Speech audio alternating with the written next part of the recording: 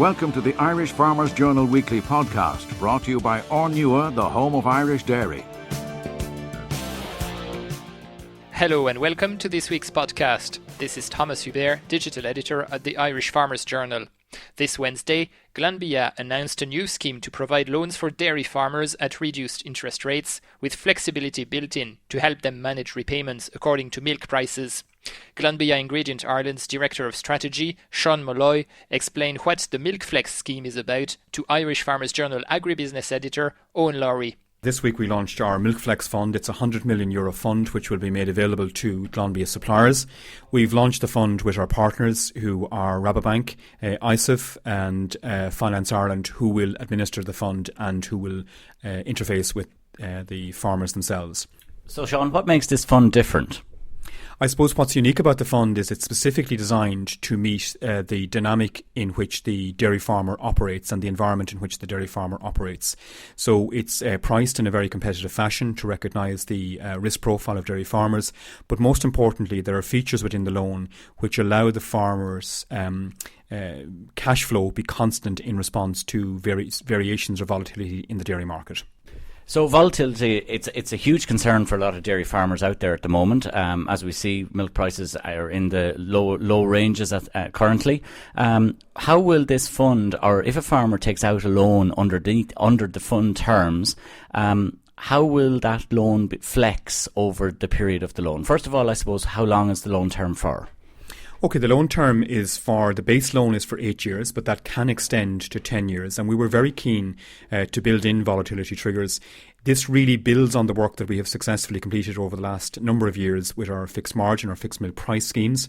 And this is an extension of those schemes. So what we have done here is we've built in automatic triggers where loan reductions in the loan repayments occur or suspensions in the loan repayments occurs at different price points. So for example, if a farmer takes out the loan and the milk price was to fall below 28 cents a litre inclusive of VAT, then automatically the repayments that the farmer has to make both in interest and principal reduced by 50%. A further example of the triggers on volatility that we have is in a case where the milk price would fall below 26 cents a litre inclusive of VAT. So if that were to occur for 3 consecutive months, then for the next 6 months, the farmer will not have to either pay principal or interest on the loan. And we have a further trigger then at the higher point of 34 cents a litre. If the milk price travels above 34 cents a litre, then the farmer's repayments for a 6-month period following that will increase by 25%. So we have lower point triggers and a higher trigger. And then a final trigger that we've put in, which isn't necessarily volatility but has the same impact on the farmer, is in the case where a farmer is unfortunate enough for his herd to have a notifiable disease, TB brucellosis. And in that case, if a farmer's milk production falls by, say, 30% versus the same month the previous year, then automatically we suspend all repayments under the loan scheme for a period of 6 months. So both taking account of the unfortunate occurrence of disease outbreak or volatility in the milk prices, we have mechanisms built into the scheme which provide a significant degree of alleviation for the farmer so that his cash flow is constant. So typically, what is the interest rate on a loan like this? Okay, so the interest rate, it would be a variable interest rate, and it is set at 3.75% above a zero Euribor rate. So today, if the farmer were to take out this loan, the interest rate that he would incur would be 3.75%. And typically, what size of farmer or type of farmer are you aiming at? Okay, I suppose we're if I look at our Glanbia dairy herd, our average farmer has about 70 cows, and those farmers typically are expanding over the next number of years by something in the order of 30%. Clearly, they're operating in a very challenged dairy market at the moment, but nevertheless, expansion is still occurring. And we would see typically that farmer investing somewhere between 4,000 and 5,000 per cow to facilitate that increase in output. So typically that farmer might want to look at a loan of somewhere between 100 and 125,000. But of course, every farmer will have his own plan. There's no determination on what that loan number needs to be. We have set a minimum of 25,000, we've set an upper level of 300,000, and the farmer themselves will determine how much they require. But very critically, in order to apply for the fund, the farmer would have to set out a very solid business case to ensure that he's in a position to meet the repayments that will be required over the duration. So it seems like it addresses the volatility issue. Are there any limitations or criteria for the applicant on the loan? Well, the applicant will have to be a supplier of milk to Glanbia Ingredients Ireland. That's a key requirement. They will have to satisfy, strict underwriting criteria. We're going to be very responsible in how we allocate this money. It will only go to farmers who are in a position to make a very good case that the money is going to be a return to the farmer. And the farmer will also have to have, signed up to a milk supply agreement with Glanbia Ingredients Ireland for the duration of the loan. And that's an important point to note, because this loan does not require the farmer to provide any security on assets on the farm. So the farmer does not have to, put up the deeds of his land or home to get the loan. But what the farmer has to elect to do is to allow Glanbia deduct at source for the fund the repayments that he has to make over the monthly repayment period for the loan. Okay, Seán, and what's the time frame for this? And maybe just to explain, how will it be administered on farm? Who's going to call out to the farms? Okay, the loan will, Glanbia in any of its guises will not have any role to play on the administration of the loan, the determination of who gets it or who doesn't get it. All of that work will be carried out by Finance Ireland. They will be the people who will, farmers who will make their application to. They will consider the application, and representatives of Finance Ireland will call out to each individual applicant to go through their application form. So they will make all of the decisions. Our intention at this juncture is that sometime over the months of May and June, funds should be made available from this loan to successful applicants. Okay, so money will start to flow in the early summer. That's the time frame that we're aiming towards. Yes. Okay, that's great. Thanks very much, Seán. You're welcome. And for more details on the distribution of the loans, let's hear from Billy Kane of Finance Ireland, who will be making the direct arrangements with farmers. Finance Ireland are Ireland's largest non-bank lender, so we have a significant business in car finance. We were the first non-bank to get funds from the Strategic Bank Corporation of Ireland, and we've just launched an SME lending business at very competitive rates. And now we put together a senior agri team made up of people with real experience in the industry to manage this. So Finance Ireland is a niche lender, concentrating on certain areas. Finance Ireland, I suppose it'll be a new name to a lot of farmers listening to this today and reading it over the next couple of days in the paper. How many people are working for Finance Ireland first, and how many people will you have actively on the ground dealing with farmers? So Finance Ireland, we have 102 staff. We have premises both in Dublin and in Galway. Our agri team will comprise of 6 senior relationship managers on the ground, backed up by a further 6 both underwriting and administrative staff in an office, and then supported by our own head office staff, making sure everything works. So any farmers there now wanting to apply for this loan, what are the next steps for them? Where do they go? Who do they contact? Well, initially, obviously, this will be driven by Glanbia.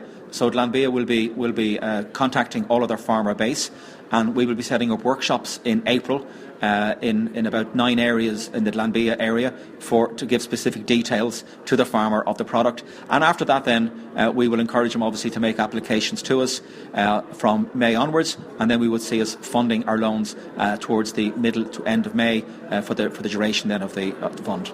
Okay. So the details of it are going to be all outlined in this week's Farmers Journal. Just a couple of things. So just on credit, who will be underwriting these loans?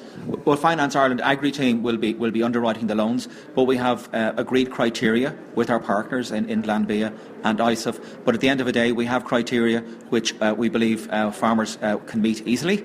We want to make sure they have a robust business case nonetheless before they invest. Okay, thanks very much, Billy. You're listening to the Irish Farmers Journal podcast, brought to you by Ornua, the home of Irish dairy. More than 60 outstanding young farmers from all over the world are meeting this week in Cavan for the Nuffield Contemporary Scholar Conference. I met one of them, Marcelo Queiroz, who comes from a beef farm in Brazil. My family works in a beef cattle business since I can remember, and nowadays I went to engineering school, then I come back and work with the family in the beef farm, and also in the pulp and paper industry in Brazil. So what kind of a farm is that when you talk about a beef farm in Brazil? What kind of size? How many cattle? Well, in Brazil, we have quite a different situation than we have here in Europe. And in our region, I would say that this is quite an average property. Our operations happens in a 5,000 hectares farm and about 6,000 cattle. What is the production system in terms of feeding, grazing? How do you feed your cattle? How do you raise them, and how do you bring them to slaughter? Well, in Brazil, and this might be the majority of the farms, we work with extensive production. Cattle is raised 100% in outdoors, in pasture, because our conditions in summer and winter are not that different. We have only some difference in rain regime. So what we do of difference, we do supplementing. If we see that we're not having enough dry matter, and different from Ireland, we don't have natural pasture, so we have to grow our own. Majorly species based on African species, developed in Brazil by the research organs from government, and that's pretty much natural beef, as some people would say. How is your market? Like, what kind of prices are you getting for beef, and do you know where it's going to what type of consumers or export markets? Myself, we've defined our production as a commodity production.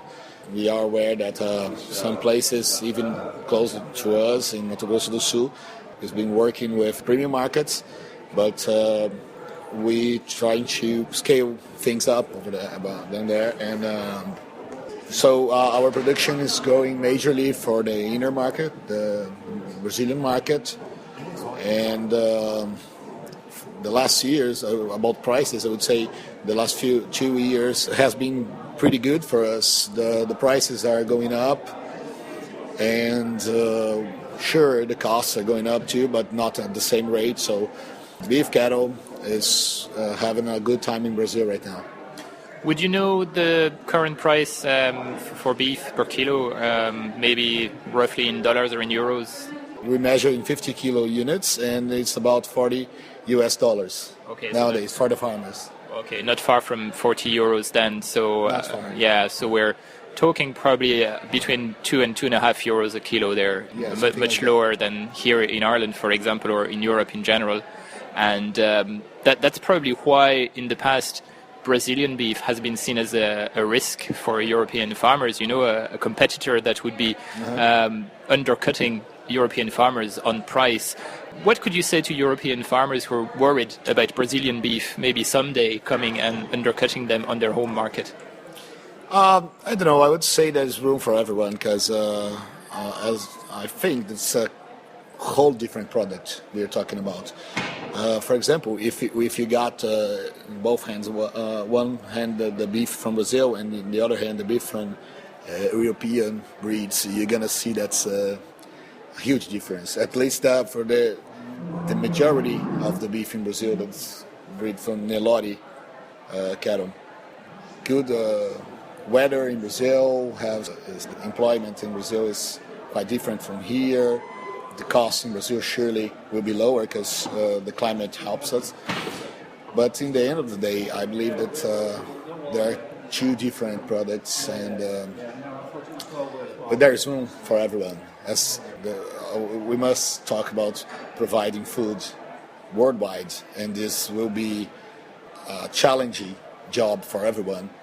Surely, for example, livestock in Ireland, you're better located than us, near to a huge market that is Europe.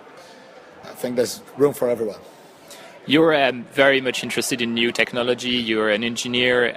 Can you see any big changes coming for the beef industry from technology? I hope so. At least in Brazil, I would say that agriculture is quite using new technologies, precision agriculture and stuff. And in livestock, I'm not seeing anything much new coming up, and that's actually something that I'm very interested in, and I'm researching and looking for new technologies. We do have to produce more with less, to be more effective in our production, and I believe that technology would be the fastest way to implement this. Okay, Marcelo, thank you very much, and enjoy your stay here in Ireland with us. You're listening to the Irish Farmers Journal podcast, brought to you by Ornua, the home of Irish dairy. At the Nuffield conference and elsewhere these past few days, there has been a lot of talk about new technologies and how they're going to change the way we farm. My colleague Peter Young met tillage farmer Kevin Nolan, who spoke last week on how he uses technology on his farm. Kevin, you've embraced technology. As a tillage farmer, you see a way as you can make money. And it's been a tough time for tillage farmers the last 3 years. Yeah, no, Peter, it's been a tough couple of years for tillage farming. So, now more than ever, we have to embrace technology if we want to move forward in these challenging times. That's a certainty, yes. And you talked about, you used, I suppose, social media to try and see, you rent a lot of land, so you use social media to get people, to rent land off of. Yeah, so I guess our 5-year business plan is to move away from renting in that we embrace the long-term leasing and share farming, and there are 2 low-risk strategies of growing the business, and we're trying to reduce the rental to a very low percentage of the total land base. They're great tools, and I guess farmers just need to do a bit more work with them to get familiar with them, in that they're not complicated. And they're great for young farmers. It gives them a great chance to expand the business with a low risk, especially the share farmer. It's a real no-brainer for a young farmer. That's the way to go. Yeah. And looking at technology, you talked about GPS and how now you're using that a lot. What are you using it for? Yeah, so we started off, I guess, about 10 years ago using straight line auto steer, and that's worked very well. And then as we've progressed, then the sprayer has come with full GPS and the fertiliser spreader, and the combine then with the telematics. So it's evolving all the time. So we're hoping to go full circle within the next 18 months, in that everything will be full GPS and it will all be communicating with each other. But the whole idea is that we're not doing it for the sake of it, we're doing it to save money. And if you can save money, you're making money. So what's the cost of it first, and then what's the payback? I guess the cost of it years ago would have been probably anywhere between 10 and 14,000 per unit. So we've been sharing that between tractors, but now as they've come, tractors tend to be coming with higher spec and those costs are going down. But even back at that time, I had worked it out on a 500-acre farm. It was paid for in 3 years. It's affordable. Yeah. It definitely is. And as I said, it's more cost competitive now. And you put that cost at a saving of 15,000 per year. Yeah, so now when you go full circle on the plus minus 10 centimetre, I have crunched the figures on that, and clearly it's saving almost 9,000 euros on a 1,200-acre farm. And when you go plus minus 2 centimetres in the full RTK, you're saving almost 16,000 euros a year. That's from a farmer. There's no spin in that. That's genuine savings. So you see technology and the move towards technologies as farmers have to continue to embrace it, have to continue to look at it. Yeah, like in these difficult times, and look, if you want to stay in business, you have to become fitter. And to become fitter, you have to become sharper. So I think it's imperative that we get involved in this deeper. So at least when we do get the good times, we'll really be able to cash in on that. Thanks very much, Kevin. For longer-term outlook, let's turn to Teagasc's Foresight 2035 conference, which took place in Dublin on Tuesday. There, Peter Young met Garrett, a US analyst, and Janet Bainbridge, who heads the Agriculture and Technology Department of the British export agency UK Trade and Investment. Well, I think the interesting thing is that all these technologies are coming together. Big data, drones, robotics, artificial intelligence, Internet of Things, 3D printing.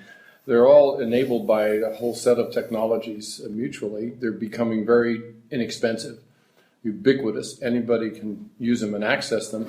And I think all of them are relevant to farming and agriculture and food. And I think this report, the Teagasc report, is very impressive to me. And I'm certainly not an agricultural expert at all. Yeah. But it's very foresightful in understanding all the technologies coming and technological and scientific developments in synthetic biology and a whole range of issues, and how they can transform all of agriculture from the soil that is used all the way to the end product in the store. It's an amazingly comprehensive view of that. And I really want to reiterate that the technologies have come dramatically up in their capability and dramatically down in their cost. Yeah, which makes this possible in a way that was not possible 5 or 10 years ago, much less 20 or 30. So it's a new era, and that's very exciting. You have an interesting slide, and a lot of Irish farmers will know genomics from breeding. They've benefited from that. But you said, back in 2002 it was 3 billion. It came down to 100 million in 2007, and these days it's €1,000 in 2016. It's just the dramatic drop in cost is the one thing that's really allowing this to happen. And I think it's dropping even further. Yeah. And 3D printing as well, this whole thing of being able to print a building in the future. Will that happen on farms? Why not? Because the technology, again, these are sort of like platforms. when people will figure out ways to use them that you never thought of. I mean, think of the apps on an iPhone, the 2 million. Nobody could have conceived of all these apps where they, people came up with. Some are silly, some are worthless, some are extremely exciting and valuable. And I think you'll see that give people the technology to play with, and they'll come up with amazing things to do with it we never thought of.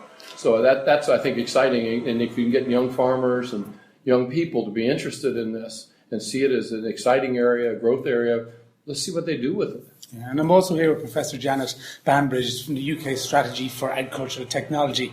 You're working on the UK Trade and Investment, the CEO basically of the agricultural technology area.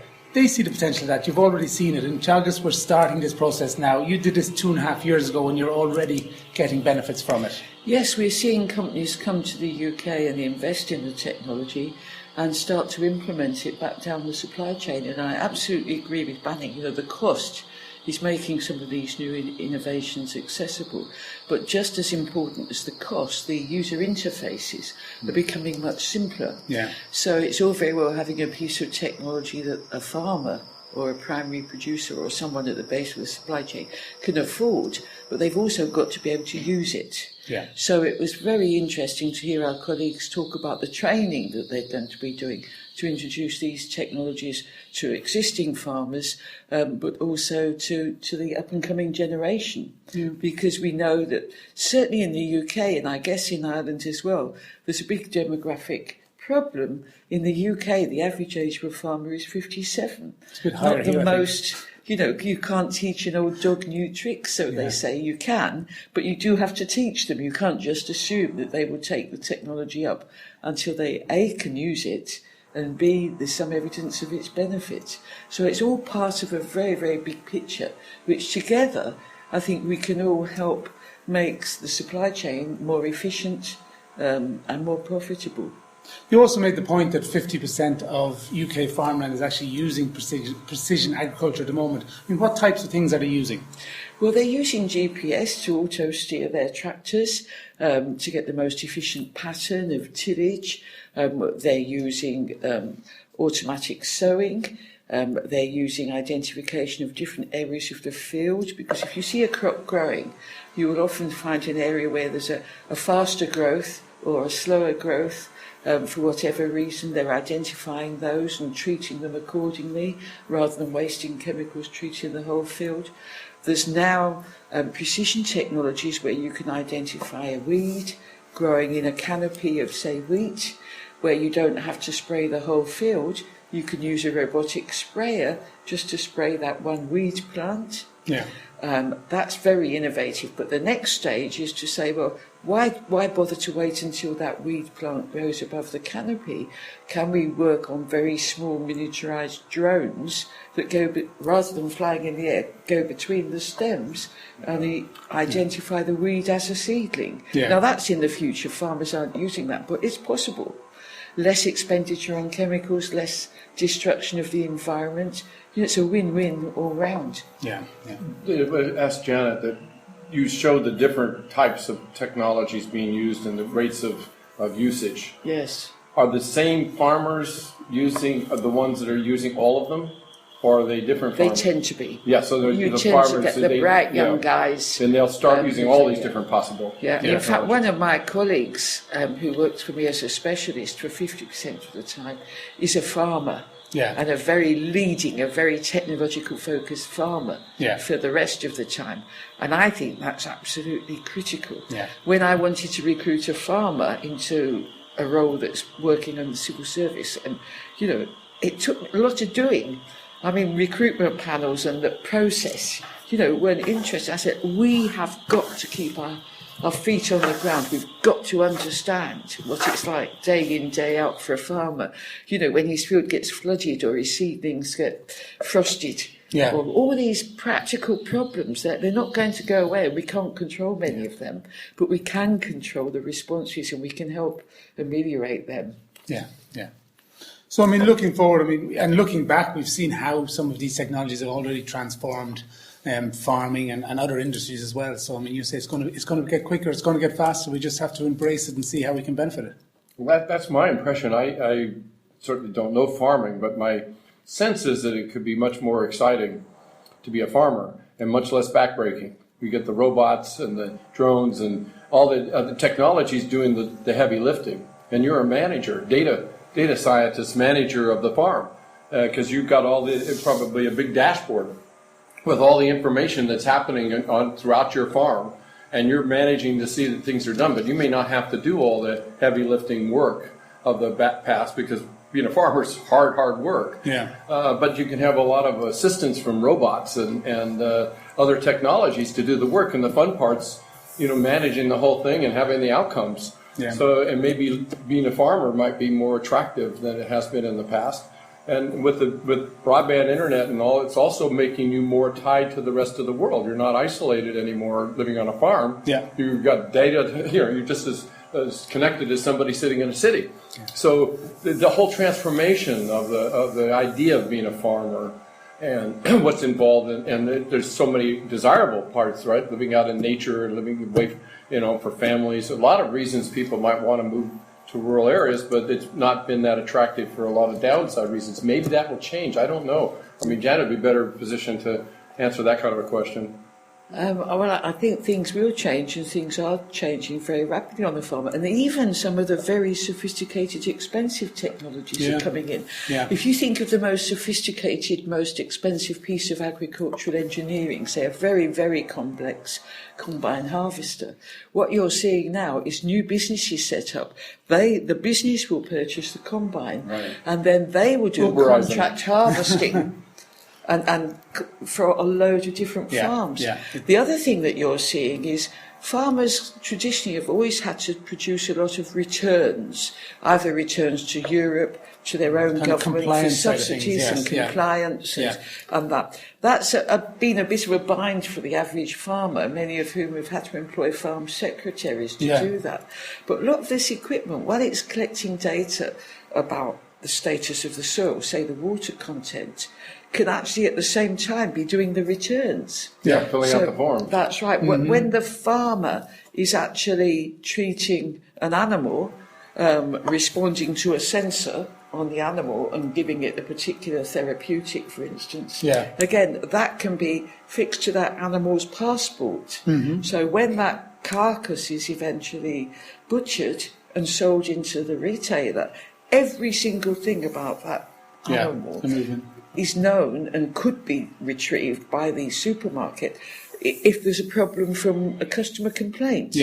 But the farmer hasn't had to fill in all those different forms. Taking out that it's just done automatically by big data. And that makes farming, again, enormously attractive. Because they can get on with the job. They haven't got to pay very sophisticated administrators on farms. And they know that they're getting the right payments, they're paying the right levies, they're paying the right taxes, and all the rest of it. That'll make farming a lot more attractive. Dr. Garrett and Professor Bainbridge, thank you very much, and hope you enjoy the rest of the conference. Thank you very much. We hope that you're enjoying this Irish Farmers Journal podcast, brought to you by Ornua, the home of Irish dairy. Find out more at farmersjournal.ie. A lot of farmers have more pressing matters on their minds though. Vegetable growers were protesting against below-cost selling at Aldi and Lidl stores on Monday, and Irish Farmers Journal news correspondent Odile Evans met one of them, Joe Jones. Farmer in North County Dublin, just beside Dublin Airport. And you said you're producing white cabbage, is it? Besides the white cabbage, yes, for supermarkets, yes. What are the issues for cabbage producers at the moment? They're selling below cost, so we can't compete in other supermarkets with these prices, because the other supermarkets are trying to compete with these low costs. And it has a knock-on effect, and all the supermarkets, before you know it, are selling below cost, and that filters back down to the farmer, and we can't take it, we can't take the hit. And what do you think the IFA can achieve here today? Well, we have to highlight this problem, and the consumer has to realise that while they're buying Irish produce now at below cost, there'll be no Irish produce on supermarket shelves in 2 years' time, because we'll be going out of business.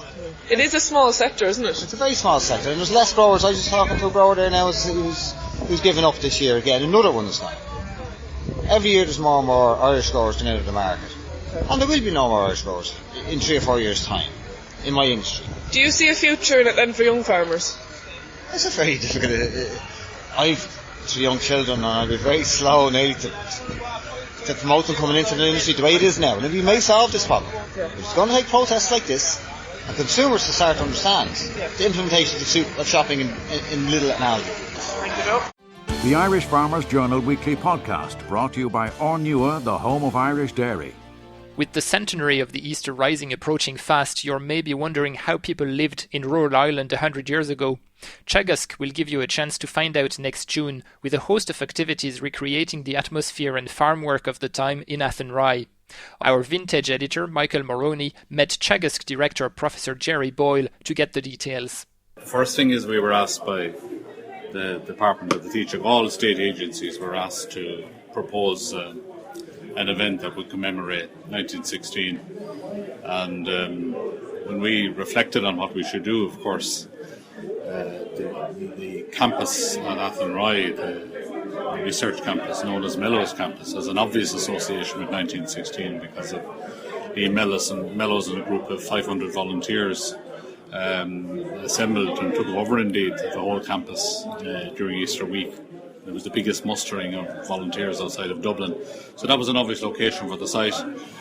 Then we reflected on what we might do, how we might commemorate it, and we joined up with Galway County Council, and of course our forte is of course agriculture naturally, so we said, look, what about trying to recreate the whole farming and rural life landscape, if you like, of 1916, and one thing led to another. We got huge involvement from the local farming organisation, IFA, ICSA, GA and so on. They've all come on board. And from a farming perspective, like, what will the important messages for farmers and for rural dwellers, what sort of messages will they bring away? Do you hope they'll bring away from the event? Well, we would hope that for both rural and urban dwellers, they get a sense of what rural and farming life in particular was like around that period. I mean, we're going to recreate the farm household of the period, which will exhibit all of the activities associated with a busy farmhouse around that time, not only in relation to the household side of things, but also, of course, the preparation of feed for animals and so on, and all the various associated activities around bread making and preparing meat and so forth. And just to give particularly younger people a sense of what our ancestors lived through and the difficult times they had and so on. And I suppose in a sense it was the birth of modern agriculture, Irish agriculture, because 1916 coincided with the culmination of the last great land acts that allowed Irish farmers buy up their land. So on the eve of 1916, nearly 2/3 of Irish farmers actually owned their land. Now, they still had huge challenges as there were small farms, poor land, difficult conditions and so on, but it was a very, very eventful period from that perspective. Of course, there's a very different agriculture to now in the sense that while there was roughly the same amount of pasture as we have today actually in tillage land, of course the productivity was half as high as it is now. Far fewer animals, far more horses, of course. And will there be an opportunity for people to almost experience that? Well, that's the plan. The farming and rural life. We will have, for example, I said we have the farmhouse. We will have an exhibition of livestock of the era. Mm-hmm. So a lot of the livestock association, breed societies are coming involved. Farming wasn't very mechanised at that stage. Of course, there was a lot of horse. All the implements were horse-drawn, but we'll have those on display as well. We will have, as far as the land acts are concerned, we're going to try and recreate through dramatic reconstructions the debates of the time, if you like, around land ownership and access to land and all of those. And there'll be live type debates as they would have been staged in a village square. Absolutely, yeah. So we'll feature the centrepiece of the exhibit on the site here will be the recreation of a rural town like Athenry of the period. So that we will have the fair day. Remember, it's during the Great War, the midpoint of the Great War. So we will have the recruiting sergeant there as well. We will have public disputation, shall we say, around the land question. And of course the other dimension that we'll have to portray as well is the GA have been hugely involved in this aspect, is the recreation of sporting and cultural life. So we'll be reenacting a hurling match with the gear and so on and of the period. And the rules of the time too, I'm sure. Yeah, absolutely. Very important. So the idea is that we'll represent the whole swathe of farming and rural life. I mean, farming is at the core of rural life, as it would have been then. Also, we would hope to give a sense of the emergence of important institutions in the agricultural scene that were proved to be hugely influential, the cooperative movement being an obvious one, but also the very important developments at the early part of the century in regards to education and training of farmers. And so in June, in looking forward to June, you want us to be brought back, to look back and to experience rural Ireland, 1916. The committee that are driving this really have said that once you come onto the campus, you should be brought back in time. That's the aim anyway. Professor Jerry Boyle, thank you very much indeed. You're listening to the Irish Farmers Journal podcast, brought to you by Ornua, the home of Irish dairy. Finally, let's hear from former rugby player John Hayes, who writes in Irish Country Living ahead of this weekend's Six Nations game against Italy. He told Joe Lenihan about his own experience of playing the Italians. Is there something about the physical side of the conflict that suits the Italian psyche, do you think, or is it just that's the easiest part for them to get right? I think it was the easiest part for them to get right, and that's not been any way insulting them like anything.